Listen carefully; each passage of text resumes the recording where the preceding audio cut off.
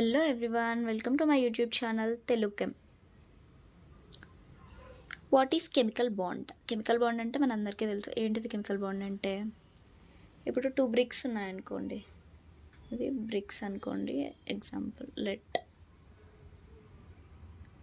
ఇవి 2 బ్రిక్స్ అనుకోండి. I'm not good at drawing.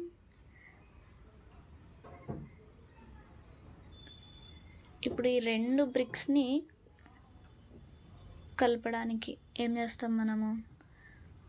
మధ్యలో సిమెంట్ వేస్తాం, అంతేనా? In the same way atoms కూడా అంతే.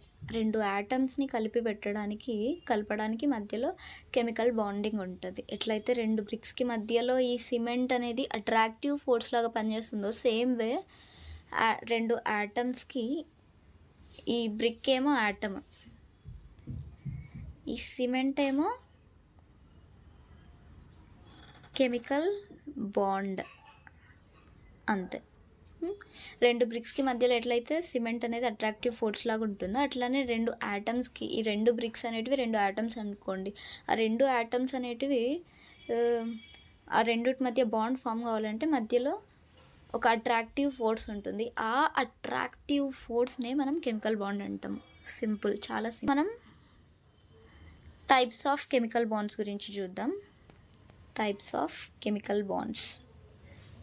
ఎన్ని టైప్స్ ఉన్నాయి మనకు కెమికల్ బాండ్స్లో? మేజర్గా మనం ఎక్కువగా మాట్లాడుకునేవి ఏవి? ఫస్ట్ వచ్చేసేసి అయానిక్, తర్వాత కోవాలెంట్,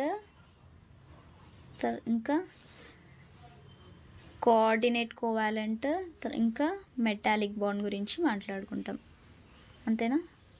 సరే, మనము దీంట్లో ఎక్కువగా మెటాలిక్ బాండ్ గురించి డిస్కస్ చేయము.